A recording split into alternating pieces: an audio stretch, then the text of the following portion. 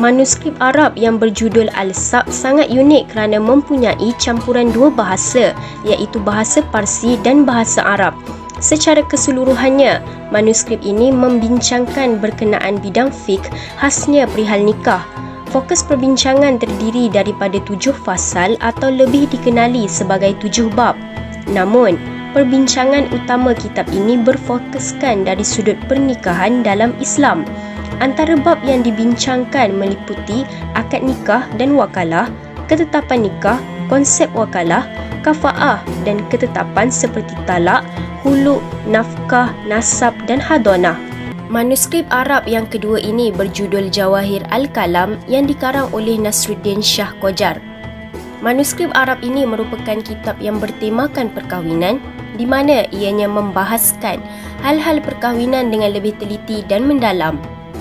Melalui kitab ini, penulis ingin mengetengahkan hal berkaitan alam perkahwinan yang sememangnya kurang dititik beratkan oleh segelintir masyarakat.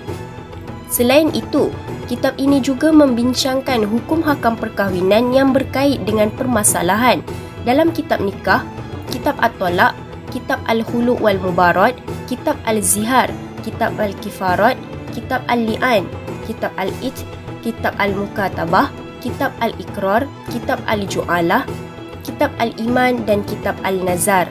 Manuskrip ini juga mengetengahkan kepentingan memahami hukum hakam dan hal alam perkahwinan kepada setiap lapisan masyarakat, khususnya bagi pasangan yang baru hendak mendirikan rumah tangga maupun yang sudah mendirikan rumah tangga.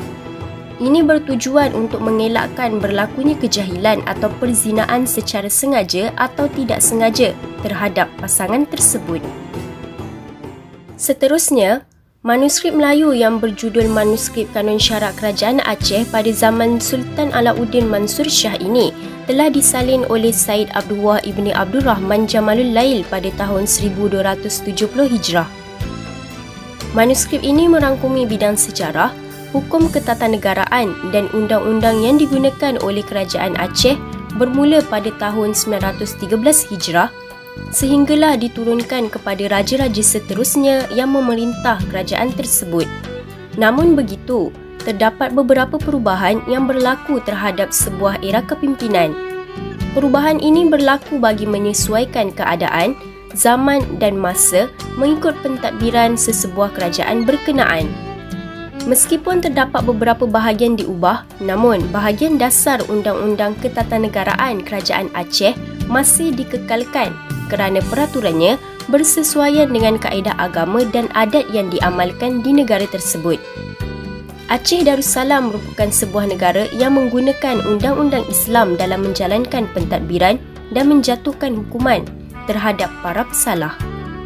Manuskrip berjudul Petikan Buku Hukum Awam dari kitab Tazkirah Tabaqah ini telah disalin oleh Said Abdullah ibni Abdul Rahman Jamalul Lail pada tahun 1276 Hijrah.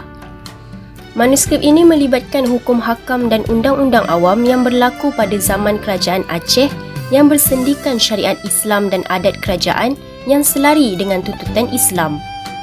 Antara isu yang dibahaskan dalam naskah ini ialah hukuman yang dikenakan terhadap masyarakat awam yang mengikat lembu di kawasan lalu lintas sehingga menyebabkan kemalangan kepada orang lain.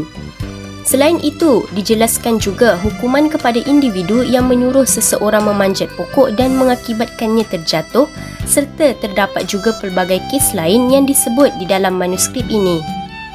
Seterusnya, kitab Tazkirah Tabaqah ada menegaskan bahawa setiap tarikh 12 Rabiul Awal, mereka yang bersalah kerana melanggar hukuman atau sedang menjalankan hukuman akan diberikan kemaafan dengan pengurangan hukuman sebanyak 10 hari mengikut tertib kesalahan masing-masing. Terdapat juga hukum adat bagi sebuah kampung. Kuecik yang berhak menentukan hukuman kerana kuecik adalah raja kampung atau dikenali sebagai ketua kampung. Hukuman tersebut terdapat di dalam kerangka hukum kanun adat kerajaan.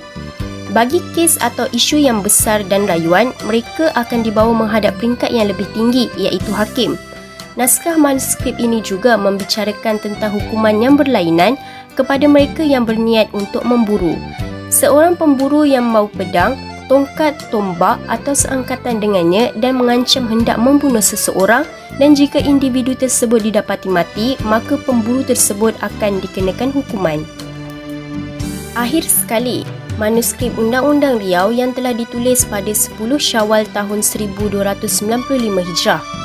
Manuskrip ini membicarakan tentang kanun, undang-undang dan adat. Naskah ini mengandungi adat dan peraturan Majlis Raja-Raja Riau yang dipecahkan kepada 4 fasal dan ditulis di dalam tulisan Jawi keseluruhannya. Antara adat yang dinyatakan di dalam manuskrip ini termasuklah dari segi bahasa, pakaian dan perhiasan raja-raja, termasuk adat duduk menghadap raja, memasuki balairong dan pendidikan terhadap kanak-kanak yang hanya diajarkan berkenaan adab sahaja. Undang-Undang Adat Riau yang dinyatakan terdiri daripada 10 fasal yang menguraikan tentang Majlis Raja-Raja, bahasa raja-raja, adat duduk menghadap raja dan lain-lain.